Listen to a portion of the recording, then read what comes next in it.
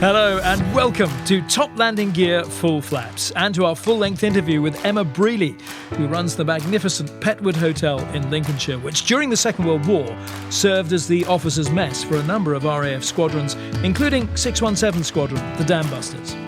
As such, Petwood's ties with the RAF are incredibly strong, and it continues to host squadron reunions and gatherings. The BBMF's Lancaster regularly flies low overhead to offer a friendly salute in recognition of Petwood's RAF legacy. The hotel also boasts a wealth of memorabilia and, as you'll hear from Emma, some wonderful stories. Now, I must explain, this interview was conducted before, during and after a memorable dinner with Emma in the Squadron Bar. As such, it starts well, but as the evening wore on, the Top Landing Gear team's ability to remain coherent was severely compromised. Suffice to say, Emma, to paraphrase Kipling, kept her head while all around her were losing theirs. So, here's Roy's gallant effort at piecing together the usable remnants of a most enjoyable and enlightening evening. This is Top Landing Gear.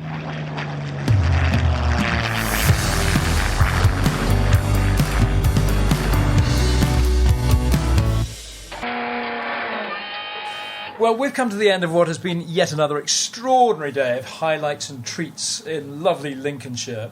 And our base for this tour has been the Petwood Hotel, which is in Woodhall Spa. And it is run by Emma Brealey, who is with us tonight. And Emma, we are so delighted to be here. Thank you so much for allowing us to use your hotel. And you have a personal connection with us anyway through my brother Jez. We'll come on to that in a minute. But first of all, the Petwood has a huge amount of aviation history and connection, doesn't it? Oh, it absolutely does. So it was requisitioned by the RAF in the Second World War in 1942. And I'm sure there were very many merry nights here in the on the officers' mess. It was already a hotel when it was requisitioned by the RAF. So there was already a bar, most importantly. Yeah. And we've got some great stories about how these young men were holed up here during the war. They had a pretty comfortable wartime living here. Yeah. And we are actually now in the Squadron Bar, which is just lovely. It's quite snug. There is memorabilia everywhere. It's an oak-panelled dining room or room with beams, but memorabilia, bits of Lancaster there. I mean, just talk to us, Emma, if you would. Just explain what some of the things surrounding us are here in this bar. Well, what you can see here in the Squadron Bar is 40 years of collecting from various hotel owners through the past. I think possibly most interestingly, we've got an unusual object hanging above the bar here. We've got a branch. It's a huge branch. It is, and you do have to spot it carefully because it's brown on brown, but once you spot it, there's no getting away from the fact that there is essentially a big lump of wood hanging above the bar. Yes. And this story dates back to 617 Squadron's Tirpitz bombing raids. So they were based at RAF Woodhall Spa. It was a 617 Squadron bombing raid, and they took off from Woodhall Spa, long flying time, about 9 hours, so they needed to refuel on the way. And they were refuelling in northern Russia when, with the tall boy, I should mention. The tall boy bomb? Yeah, absolutely, still loaded. So they had to refuel, but getting height quickly enough after takeoff was pretty challenging. And the pilot, Nicky Nillens, who was an American pilot who'd signed up with the Royal Canadian Air Force, his Lancaster just brushed the tops of the trees. Yeah. In through the nose of the Lanc wedged this piece of wood. And so it was with them for the duration of their flight. You're kidding. So, I'm not kidding. They flew on to Norway, dropped the bomb on the Tirpitz, and came back to RAF Woodhall Spa, and the lads hoiked it out, the Lancan hung it above the bar as a memento. I have to explain to our listeners, this is huge. This is about 15 feet long, I would think. It's sizable. And I was thinking a diameter of about 4 inches. And it didn't do any damage to anybody inside the aircraft? I mean, did it go through the bomb aim as plexiglass or something? It ended up closer to the pilot, so it was fairly miraculous that it didn't do any damage, but it was fairly well lodged in there for it to have gone on the rest of the bombing raid with them. Flying with that in your leg would have been difficult. That would... I can't believe that. It is most of a tree. It's huge. I mean, so that went all the way from Russia on the bombing run over the Tirpitz, and back here to Woodhall Spa, which is where we are. Absolutely. It's unbelievable. Making a rather chilly hole in the flight deck, I imagine, as well as the fact it nearly killed everyone on board. Yeah. Jesus. That is remarkable. Because when you take 617 Squadron, many people listening to this will know that is the Dambusters Squadron. Yeah. And after the Dambusters raid, they moved to Woodhall Spa. They've been at Scampton, haven't they? Correct. And they moved their base to Woodhall Spa. But this became the officers' mess somehow, the hotel. Yeah, so in 1942, the hotel was requisitioned by the RAF as an officers' mess. And initially, 97 Squadron and then 619 Squadron were living here. The 617 Squadron had flown the Dams raids from RAF Scampton. After that, the squadron continued to do low-level bombing raids. And in January of 1944, they were posted to RAF Woodhall Spa. And so 497 and 619 Squadron got kicked out, and 617 Squadron moved in. But were there no facilities on the airfield for them to use? Why did they have to be billeted in the hotel? I mean, and not that it was as a hardship for them.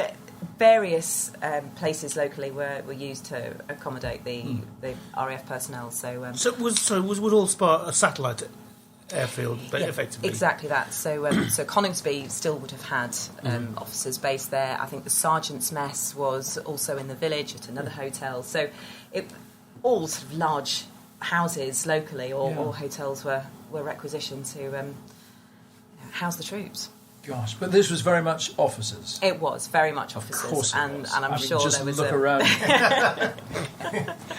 But wonderfully, I mean, at that time, if I could just take you back to the history of the hotel, it was built as a private home in 1905, and the original owner had oodles of money. She'd inherited a small fortune from her father. Her grandfather had set up Maple Furniture Company, if that rings any bells. Her father really developed it.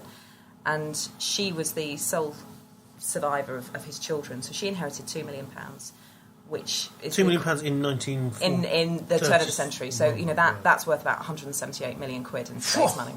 Wow. So part of the and that's without having her own podcast. That's without her own podcast, incredibly. Incredible. And part of her father's will was that she should find herself a country retreat. At that time, there was a direct train from London King's Cross to Woodhall Spa. What would I give for that now? Why was Woodhall Spa particularly important to that? I mean, just happened to be on the rail network. It like Leamington, like other spa towns, it had just developed that sort of appeal for wealthy Edwardians to come and take the spa waters. So that's how she discovered the area. She decided to build her home in her Petwood and set about making her home here. So that was a nickname. It was because it was her pet wood. So exactly. That's right. Yeah. So it's always it had works the name. now because it's called Petwood, isn't it? Thanks for driving the point home. Well done. But Grace remarried. She went through a fairly tumultuous divorce with a wealthy German baron. Who was an avid gambler, so Dad was worried that the Baron was going to spend all her money. The Baron. But, she made her home here in Woodhall Spa and essentially became the matriarch of Woodhall Spa. But she spent her fortune on her home. She had to have the very best of everything. So we suspect that the carving in the reception area and the staircase was probably done by maple craftsmen. Oh, really? In 1910, she employed Harold Peto to come design her gardens. So we've just finished a restoration of the Peto Gardens.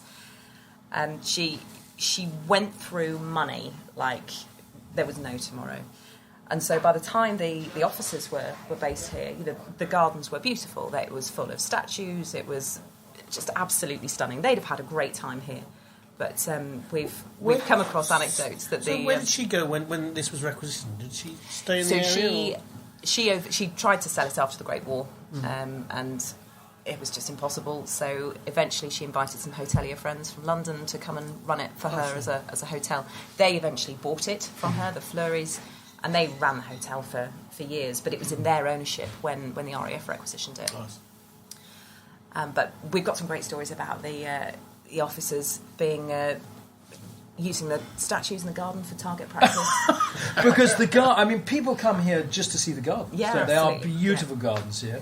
I think isn't that the remnants of a bouncing bomb in the garden? Absolutely, yeah. And I was talking about the oak-panelled room. I mean, it's a beautiful hotel. It's sort of neo-Tudor, if you like, isn't it, in style, would you say? Yeah, it's like a mock Tudor appearance on the outside, and that's typical of a lot of the architecture in Woodhall Spa. Yeah, but am I right in saying that all this oak panelling had to be covered up once the RAF moved in to protect it? Yeah, absolutely. Right? Particularly the staircase that comes out of reception and the drawing room. That was the original oak panelling, and I think they took some precautions and boarded it up before the officers moved in, expecting a load of hijinks. Yeah, and which they got. Absolutely. So what sort of things were they doing then? Target practice on the statues? Target practice on the statues. We've got a wonderful picture of 2 squadrons having a snowball fight in the gardens. You know, it brings home the fact that they were really young men. Yeah. 19, 20-year-olds. It's extraordinary, isn't it? Now, Leonard Cheshire was based here. He was the boss of 617 Squadron whilst they were here. And when the officers were issued firearms, he had to issue a decree that thou shalt not clamber onto the roof of the hotel and fire your pistols down the chimney pots and that sort of. But it just goes to show you what sort of steam you had to let off. If you've been on a 9-hour, 5-hour, whatever long length of raid into Germany, you're under the pressure you would have, were under, and therefore the steam you need to let off must have been incredible. I guess so. Are there still bullet holes from that sort of jinx that you found? Not to my knowledge. But speaking of letting off steam, Benny Goodman, who is one of our surviving 617 Squadron veterans, he's told me that when he was based here, he had a motorbike that was stored next to where my office is now, and he'd ride down to London of an evening, to go out and come back in the morning. What? That's amazing. Yeah. I mean, that's what, a 3-hour ride? Probably not then. No, right, okay. But yes, easily a fair distance. Wow. But if that was where the fun was to be had, he certainly had some fun down there by the sounds of things. That's amazing. And 617, the Dambusters obviously led by Guy Gibson, so was he here as well? Did he stay No, here? he'd moved on by the time 617 Squadron were based here. He did visit. I mean, we've got a wonderful photograph on the wall of Guy Gibson enjoying a drink on the terrace. And it's lovely that you can relate that to what's here today. Yeah. Just outside what we now call the Terrace Bar, you can literally stand in his footsteps. Yeah. It's so evidently the Petwood. I mean, the connections here are so tangible, aren't they, with Bomber Command and with those 2 squadrons in particular. And I think you still host reunions, don't you? Yeah. Yes, usually. This year it's obviously had thrown a spanner in the works, but ordinarily we host 2 reunions for 617 Squadron. That's the Dams dinner in May, on the weekend of the closest to the 16th, 17th of May. Yeah. And then usually around Remembrance Weekend, which falls on the anniversary of the Tirpitz, we host the Tirpitz reunion dinner. It's also important to say that it's not just 617, it's 619 Squadron, who still have a very active reunion, and they come to us every year as well. And I assume numbers have dwindled over the years. What are we at now for a reunion of original 619, 617? Count on one hand. Yeah. Yeah.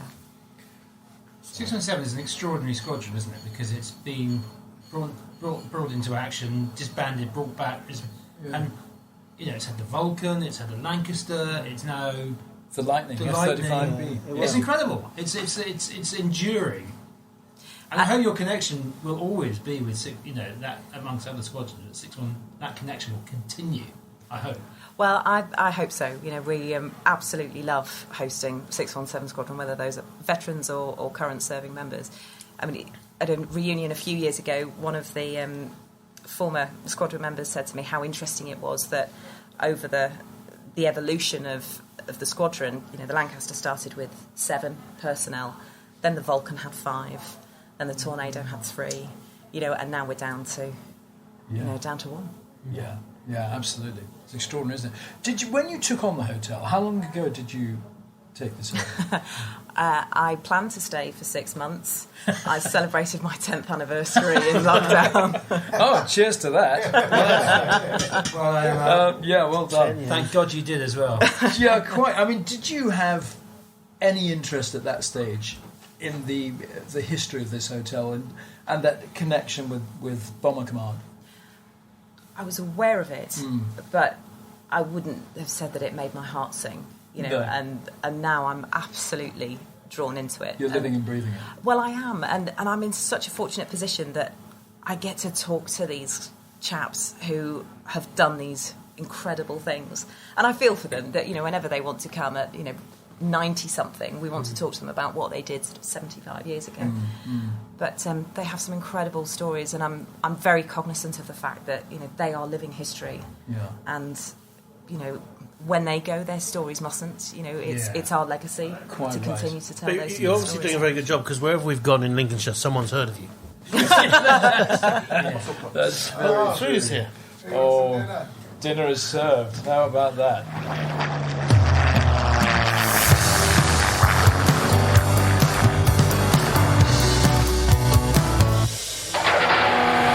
Dear listener, if you're still with us, we have just been treated to a wonderful Petwood dinner. And the wine has flowed, the beer has flowed, the conversation has flowed. We're going to try and resurrect where we'd got to in our conversation with Emma, who owns this wonderful establishment. And Emma, we were talking about the reunions that you have here and your connection with 617 Squadron and the Dambusters. Can I just say what a phenomenal bottle of wine that was, by the way? The Primitivo was something else. But we were talking about the reunions and the veterans who come back year after year. We are so fortunate to have the Battle of Britain Memorial Flight Base just down the road, about 10 minutes drive away, and a lot of our guests, when they come and stay with us, they are visiting either the BBMF or Lincolnshire Aviation Heritage Centre at East Kirkby. And the Petwood really is part of that aviation pilgrimage in terms of coming to Lincolnshire. In fact, this weekend, were it not for COVID, we would be hosting the Battle of Britain Memorial Flight end of season guest night, wow. which is a great night. We have about 150 guests, and it's a really enjoyable evening, a great way to reflect on the season, what the flight has been up to, the shows it's displayed out, and unfortunately it's been a bit of a sad season for all involved. Who would be in that guest list? Who would make up that party of 100? So that will be members of the flight, support crew, engineers, veterans as well. So ordinarily there would be a World War II veteran on each table. So it's a really privileged event to be able to host and attend. That attendees can chat to the veterans about their wartime stories, and these are soon not going to be that well told. So. Ems, when we spoke to Neil Farrell yesterday, he said that the Lanc will fly in perpetuity. They cannot see any end to the flights. But with the dinners, there must be an end point, or will you carry them on without the veterans? I would very much hope that those dinners will continue. So, to take an example, the 619 Squadron Reunion that I mentioned previously, many of the original members of 619 Squadron are sadly no longer with us. But the lovely thing is that their children and our grandchildren are coming to these reunions. So the stories of the wartime events live on through the descendants. And I think that's how aviation history is going to be remembered. It's very sadly... We are approaching, our veterans now are in their mid to late 90s. They're not going to be with us forever. It's really important that we learn their stories, we capture those, and we preserve their legacy. Do you feel a real sense of responsibility as the Petwood, with all the history you have around the squadrons, to continue that? Absolutely. I mean, what a privileged position we are in as a Petwood team here, that we get to meet these veterans, we get to hear their stories firsthand. We really are living history from these amazing people. And I have to say that the International Bomber Command Centre at Lincoln has done an extraordinary job of capturing all these interviews as a digital archive, so that we have these stories forever. It's a fabulous facility. So when was that set up? There's the International Bomber Command Centre, so that's a heritage site because everything was based around Lincolnshire. How long has that been going? It opened 2 years ago. So Emma, last time we were here, we came for Greg's 40th birthday. Greg being the bass player of Scouting for Girls. Great band. Great band. And we had the most incredible time. This is my favourite hotel in the whole world. I had an incredible time. We had dinner here for Greg's 40th in the Squadron Bar. It was brilliant. But you did tell us a story about how you've flown in the Lancaster, which made everybody very jealous around that table. Yeah. Probably And around this table, Yeah. even more jealous. That was very, very special. So in 2014, we had the only other airworthy Lancaster in the world come to the UK. It lives in Canada, in Hamilton, Ontario, and the team there from the Canadian Warplane Heritage Museum brought their Lanc over to play with our Lanc, and it was a summer of fun. It was absolutely amazing. The sound of 8 Merlins, if you think you get goosebumps with 4, I mean, absolutely wonderful. And when the guys were planning the visit, they came to stay here to do a bit of a recce, and we struck up a really great rapport, and it was an absolute pleasure guys? to host them. Oh, fantastic. Yeah, really, really lovely guys and girls. Yeah. And, I managed to sneak a little 12-minute flight from Coningsby up to Kirmington when they were going to do members' rides from Humberside Airport. So that was that a phenomenal. dream come true? Or was it like even beyond the dream because you'd never even thought it was going to happen? It hadn't even been a dream, but it was the year I was turning 30, and I got a list of 30 things to do at 30, and at the top of that list was an unconventional flying experience. No, really? And when I'd made this list, I thought, oh, well, it could always be a parachute jump, couldn't it? With James's flight. Would that be unconventional? Not being conventional. Where in the aeroplane did you sit for the flight? So in the Canadian Lancaster, they have passenger seats at the back. So I was belted in for takeoff, and then once we were airborne, I got to go up and stand with the navigator and over the shoulders of the pilots. Who you are. Well, I think that's a special treat. But if you go to Hamilton and have a members' flight there, you fly over Niagara Falls. It is amazing, absolutely incredible. I might have done. What? No way. What? Well, you went to Canada? Yes. So after their visit here, there was such an incredible response from British fans, if you like, of the Canadian Warplane Heritage Museum, and we saw an interest in Canadian visitors coming to the UK. So we thought that was a really good synergy. Absolutely, a great reciprocal Perfect excuse relationship for a holiday. So work trips, Roy. Definitely work trips. Holiday. So for 3 years, I went out to Hamilton and For 3 years? 3 successive years. I didn't go for a 3-year term. So have you been in the Lanc 4 times? No, twice. But just incredible. So you did the Absolutely Niagara incredible. Falls in the Canadian Lanc. I managed to go on a training run In the with Lancaster. in the Lanc in Canada, which was wonderful. But as a member, and you can be a member of the Canadian Warplane Heritage Museum. Yeah. In fact, the year after they'd been here, I think they saw a 50% spike in UK members. It's a phenomenal. Can we say that it's we know amazing. you? You're a personal friend. I'm afraid that'll get you nowhere. Rob. We're quite excited here, having now been in Lincolnshire for a couple of days, that if the East Kirkby Lanc does fly, that we get to fly over Mareham Hill. Yeah, John. The highest point in Lincolnshire. Mareham on the hill. I don't think it's Mareham on the hill. clinically proven to be the highest point in Lincolnshire. Clinically. It's the best thing. Next best thing Made that up. to the Niagara Falls.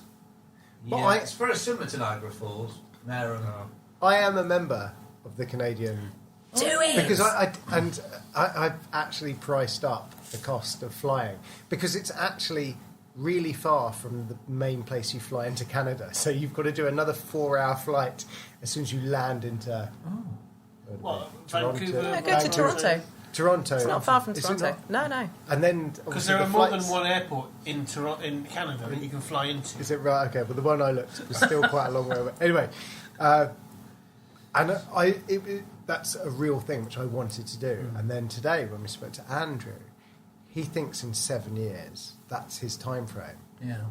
his Just Just Jane. Jane. is gonna Wouldn't that be flying. exciting Oh, to see that- Just Jane flying? And Right. and Dave, the CEO of Canadian Warplane Heritage Museum, said at the Kinnemar at the preview of their Reunion of Giants documentary that if Just Jane gets flying, they will bring. I know. Again, Three They will bring Lancasters. her Lanc back. three Lancasters. Wouldn't that be That would incredible? be amazing. Let's just think about that for a second. Wow. 3 Lancs That's flying 9, 10, 11, in 12 Merlins. That would be 12 formation. Talk to us about the Kinema. Yeah, because I I wanna haven't. know I about don't the know Kinema. about this. I haven't. Like, Oh, the Kinnemar is amazing. So the Is this a Kinnemar in the cinema Woods. spelled with a K? Yes. Yeah. So the Kinnemar in the Woods is our local cinema. In fact, I think it's over 95 years old, and it's one of, if not the only, cinema to still show films with rear projection. Oh, It's an old joy. sports pavilion which was converted into a cinema in the 20s. It has connections to the Lady Weigel, whose home this was, and so the officers in World War II would be going to the Kinnemar to watch the Pathé newsreels. You know, they referred to it as the flicks and the sticks.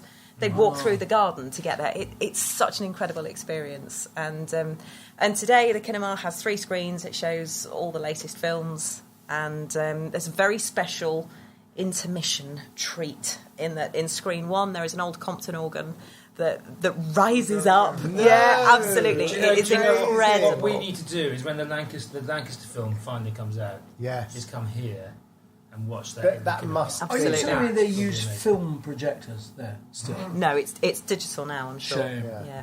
Right.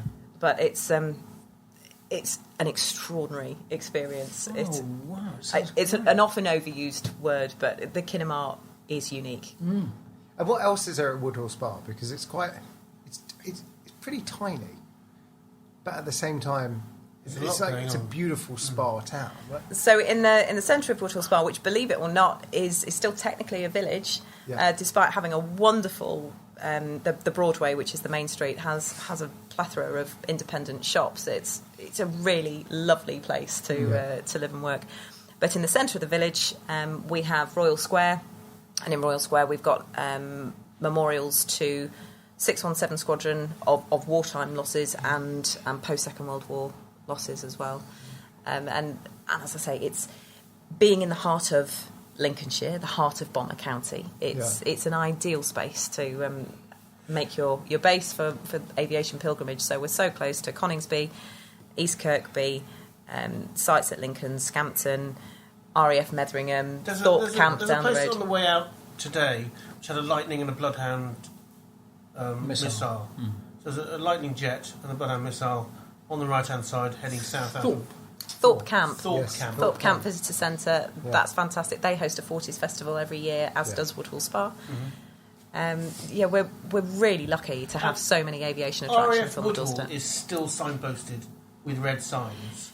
Yeah, So is it an active site? it's not an active site. It's now owned by the Lincolnshire Wildlife Trust, actually. So interestingly, they're cultivating, this wonderful sort of area for wildlife, yet still giving that nod to aviation history. And there's a memorial actually at RAF Woodhall for 617 Squadron. A beautiful, beautiful memorial stone there. There is the Lincolnshire Aviation Trail. Have you come across this? Yes.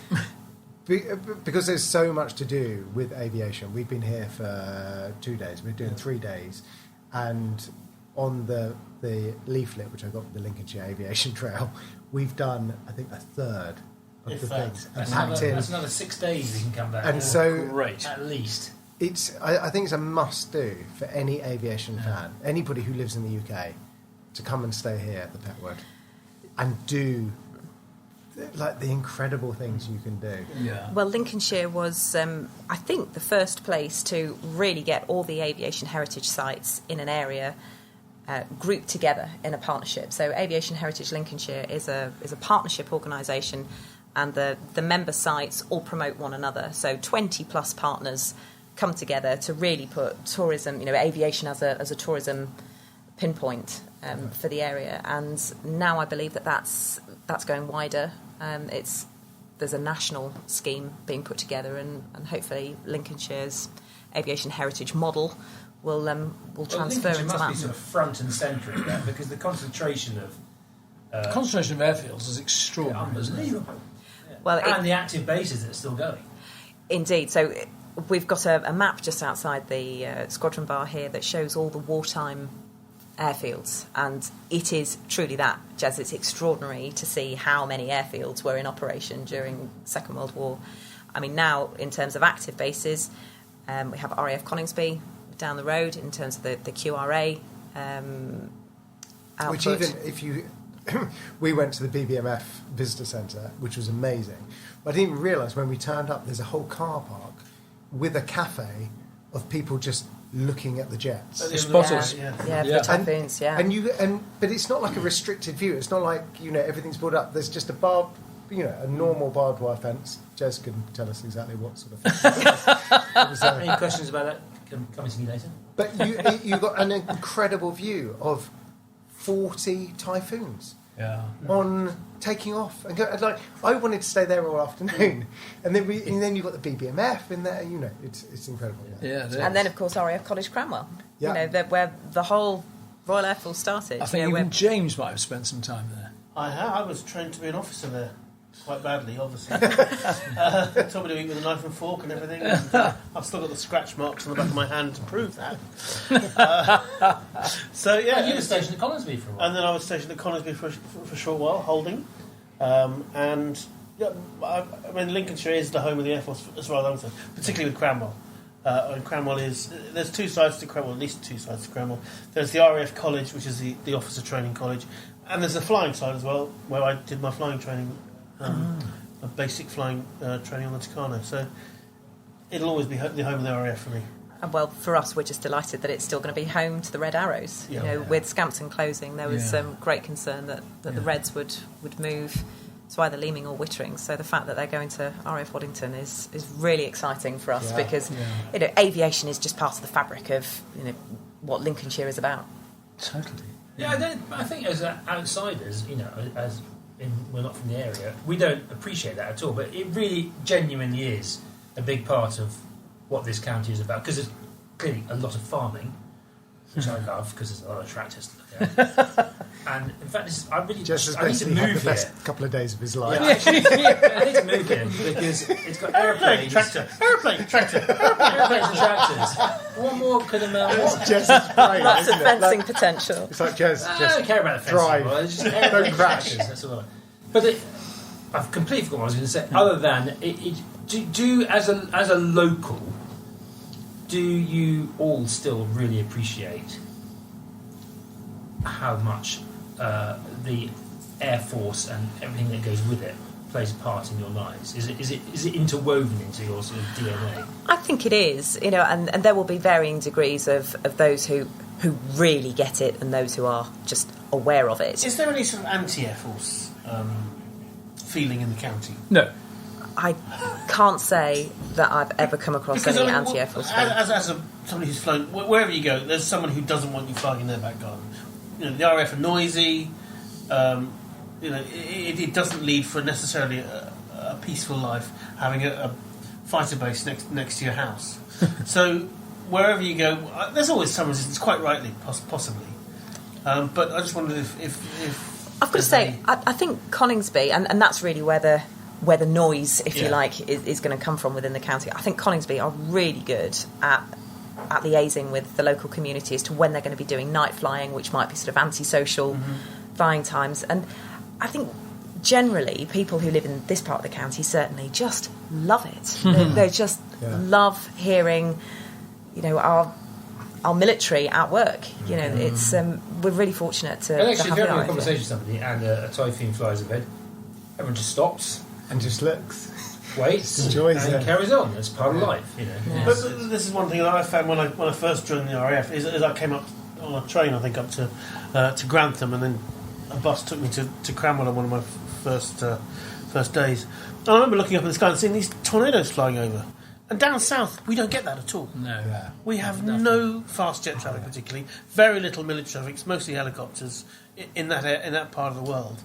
And to see jets is a joy for us, and it's something out of the ordinary. Whereas you must get fairly used to. The Red Arrows, the BBMF, and Britain's elite fighter force. How good was it this afternoon we missed it because we were gliding on our Lincoln trip, but the Lanc came over and literally tipped the wings. Oh my God, I've got goosebumps. Yeah. So it's so uncommon to have the Lanc flying this late into the season. Yeah. I mean, ordinarily the season would have ended by now. So yeah, to see the Lanc up in October is really exciting. But yeah, it was really low today. I got goosebumps. Was It it? was absolutely fantastic. was I so was low, gutted you and he missed said- it. We do like to fly over the Petwood. Yeah. You're a bit of a beacon for them. Well, we do wave. You've got to wave. yeah. Got to wave. No, it's absolutely wonderful that. In the summer, certainly, I have my office door propped open because just hearing the sound of the Merlins, I've got just enough time to run out and give them a wave. brilliant. It's That's absolutely wonderful. brilliant. We don't take it for granted. It is slightly disheartening on our guest feedback forms under the highlight of your stay when a guest writes the BBMF fly past. Reflected glory. Yeah, exactly. But there can't be many hotels in the UK where you get a Lancaster fly Well, past. no, or indeed that of Spitfires and Hurricanes as well. Yeah, absolutely right.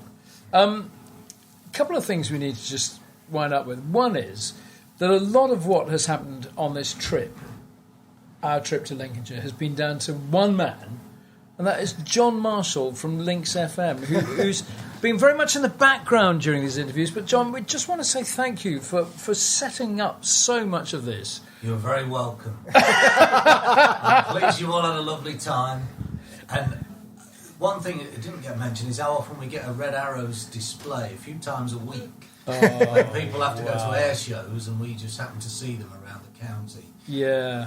As we're driving around or heading to work or whatever, that is an amazing thing that we see a few times a week, and people will pull over their cars or observe them on their way to work and let us know that they've seen them, or we do that the same ourselves, so we're very lucky in that way. Yeah, we're lucky to see them once a year. Yeah, and it's a few times a week around these parts. What joy. You've done a good job there, But, John. Thank you, John. No problem.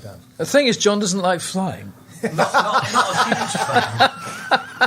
I don't John's mind taken if I'm 3 gonna days get- off work Yes, to to not come on an fly. aviation I've holiday. come on an aviation holiday and I've not flown once, but that was my choice. Yeah, it was your choice, you mad I don't fool. mind getting on a plane if I've got to go somewhere, but just for pleasure, it is no pleasure.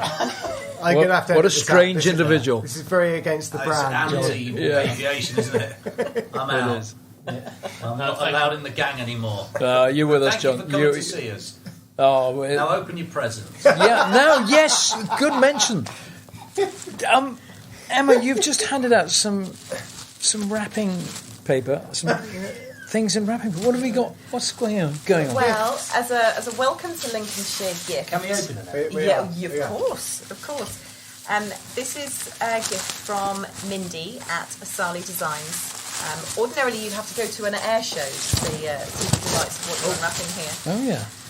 But Asali Designs, Lincolnshire. This is very loud, the company. wrapping. Oh my God. So Lincolnshire-born company. Asali Designs Personalised. have a fabulous range of aviation-themed leather goods, and Mindy has sent some little gifts to say welcome to Lincolnshire. I hope you enjoy your gem. stay. Oh, they are personalised with our initials. Oh, What that have you got there, Robert? RC, sorry. Oh. Yeah, RC. She got, And what's on look, here? this is What's on this one? Spitfire. Oh, I think you've got the Typhoon. Oh, With your air show background, Yeah. you'll get the whole Or a bring the Christmas tree. I think noise. it's a typhoon. oh, that's fabulous. What have you got, Roy? I got the Spitfire. And my little card just to say, to have a great stay in Bomber County. Here's a small token to help you remember, and and a nod to your hawk flying days. Oh, yeah. Both of them. Oh, yeah. Someone actually listened Someone to the has podcast. listened and Oh, knows. Mindy. Oh, This is Mindy, amazing. thank you so very much. I'd like to just say, Oh, yeah, they John are. Marshall back. I'm the only person who didn't get anything. And also, I'm the only person who is a friend of Mindy's. Because I know Mindy, and she sent me nothing. Me and Mindy are finished. Well, I've had a Mindy gift. we've only just Welcome. started with Mindy. Have a great trip to Mom and Yeah, County. all the best, Mindy. Good luck with your flying. Mindy's obviously endured top landing. She gear. has been well briefed. She has. Thanks, Mindy. That is We're absolutely very touched. above and beyond. Oh, lovely. Oh, thank you very much, Mindy. That is amazing. Asali design. Incredible. I've recently become aware of Asali Designs through Twitter, and there is a connection with the Typhoon. I've got the Typhoon. What's the connection with the Typhoon? Mindy is married to Jim Peterson, who was the Typhoon display pilot for the last 2 years. I watched him. He was really quite good. Excellent pilot. Yeah. Oh, fantastic. I think it's fair to say Jim brings the noise. Jim brings the noise. He does. He does. Oh, wow. Oh, I saw him displaying in front of his mother at Eastbourne, because I think his family is from Eastbourne, or that way. And it was just fantastic, because the commentator, who I think was from the Typhoon display team, said, well, Jim's mother is in the crowd today. And we just watched to think, God, if you were this guy's mum, how proud would you be for not the noise, but the display he put on in the Typhoon? And this is Jim's wife. Yeah. Oh, we're in, guys. We're totally in with the Typhoon display team here. www.asalidesigns.co.uk. We will put the link all on our socials. Beautiful. Thank you. Yeah. Thanks, Mindy. Mindy. Yeah, Thank you, Emma. Yeah, Thank you for thanks, having Em. Thank us. you for coming. It's such a pleasure to welcome you, and hope you enjoy the rest of your stay. Oh, we will. We just get back to the wine.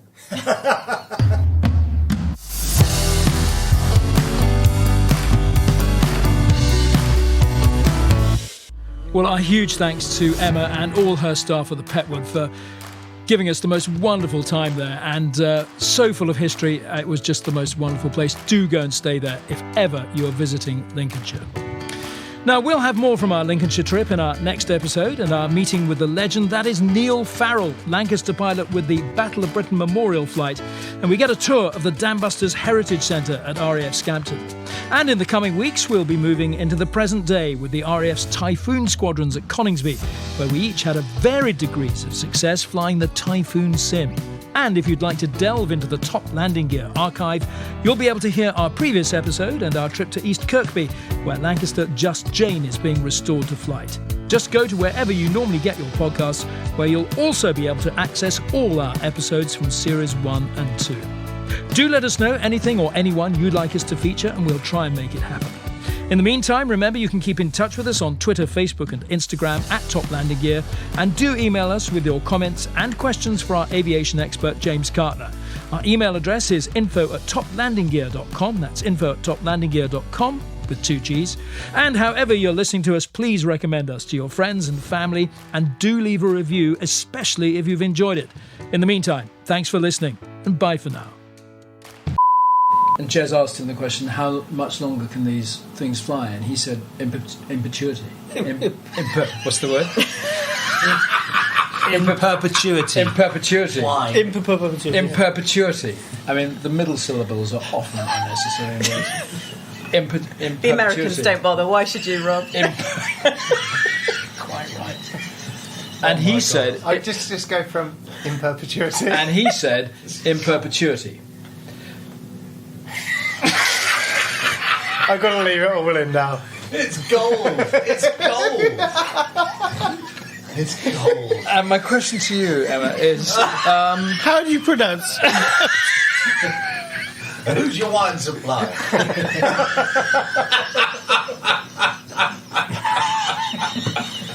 My question to you, Emma, is: are you going to reveal your wine supply? And I put it to you. is good luck with the editing, Roy. I'm half crying in laughter and half These- in tears. Yes, of course. You But got these almost dinners 6 months. will continue for many years to come. Well, they absolutely will. It's Sorry. I'm sorry. Should we just take it away, Anne? Take it away. I mean, nobody else. Just go from in perpetuity. That's all you got to do, Rob. But I have to ask a question, though. Yeah. Brilliant. You're a professional. I've lost it. No, all right, okay. This is. You watch through the keyhole, or? Somebody's had a baby. Maybe it's a wine supplier in the making. How much longer will these fly for? Lovely. Emma's really much more professional. She's much better than we are. Emma, by the way, is unaffected by anything. Can I say we've been at altitude today? I think you should. I think I might. Oh, this is the best interview. Oh, God. Good job it's not live, John. Emma, thank you so much for hosting us, and good night. Right, okay, in perpetuity. So Jez asked the question, how much longer can these aircraft fly? And Neil said... How long's that been going? It opened 2 years ago. So what do we mean? So 2018. 2018. Don't need the maths for you. Well, let's say we come up here, and that's the sort of information that I think people have here. Like, Not easy, is it? Brilliant.